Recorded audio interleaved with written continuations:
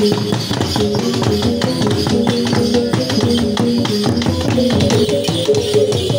ya.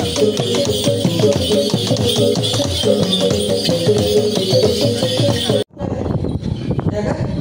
Petani nggak bisa cukup, pakai terkuat, bagi uang. Lama-lama petani kita udah berapa tahun, dulu punya lahan, sekarang berubah menjadi buruh tani. Lahannya punya orang. Jadi terjadi posisinya yang masih. Akhirnya kita buka.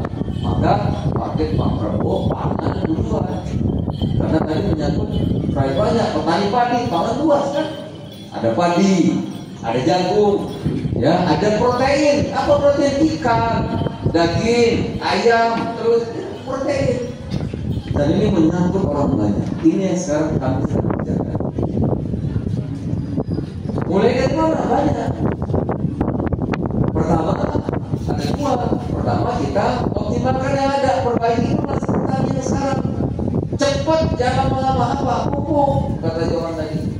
Kita bikin kepres. Pak, ini pupuk kalau begini nggak benar.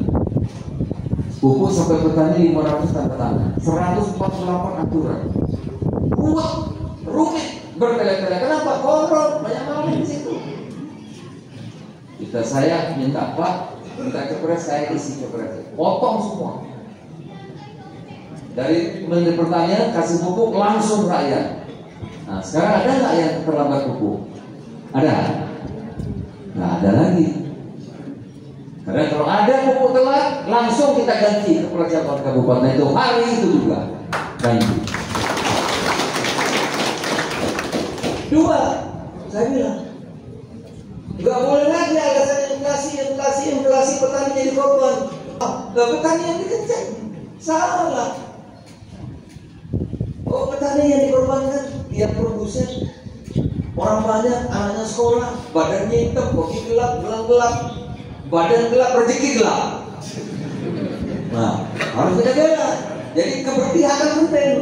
Gak bisa Pak, 6.500, naikkan presiden 6.500. BPS sekarang datanya kemiskinan yang berkurang di mana? Desa, kota enggak, desa kemiskinan berkurang.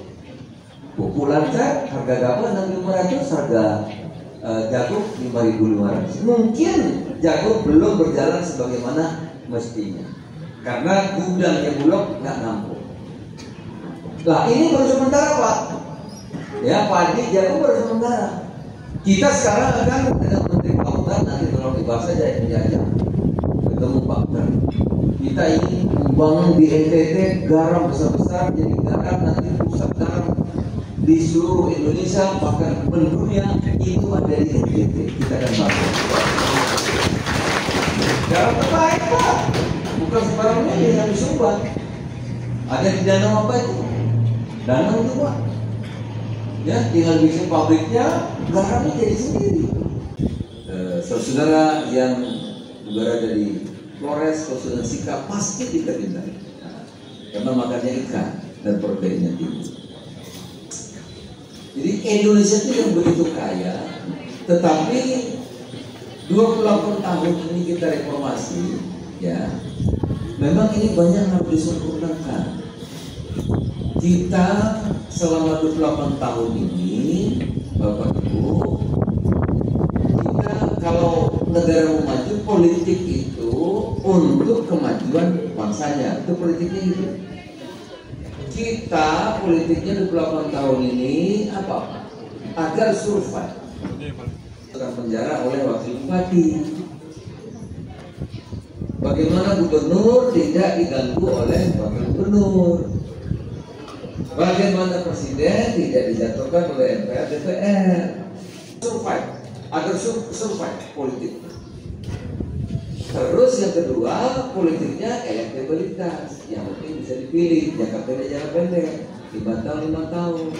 Apa sebabnya? Ya sudah, cari gampang.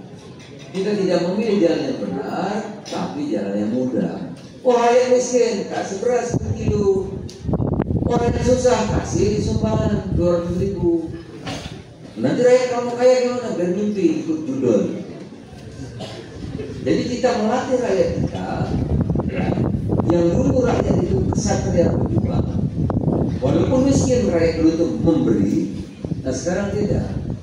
Dalam politik demokrasi yang seperti ini, rakyat dilatih menjadi peminta-minta. Akhirnya rakyat tangannya di bawah, tangannya di bawah. Kalau rakyat yang di bawah tidak kreatif, tidak produktif, tidak mungkin kita maju. Kemudian yang besar-besar kok, itu di pusat, di perbankan itu duit ribuan triliun.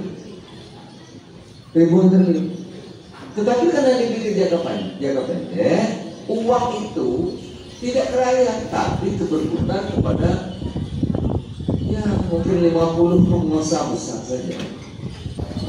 Dulu kalau kita ke Tiongkok itu kita bangga, kita lebih hebat. Kalau saya pergi ke Korea Selatan, saya bangga, saya lebih hebat. Pada itu, ya dia bersaing keluar internasional sehingga ada kompetisi yang ketat, lahirlah transformasi, teknologinya berkembang, menjadi maju negaranya. Lah kita, konglomerat kita tuh saingan nyogok pejabat. Lagi. Mungkin terakhir pasirnya habis. Nah, saudara, masih banyak yang saya sampaikan tapi ini waktu ya. Oleh karena itu inilah yang ingin diperbaiki Bapak Prabowo Subianto, presiden kita ini. Presiden ingin uang yang banyak itu turunnya ke rakyat, tapi produktif.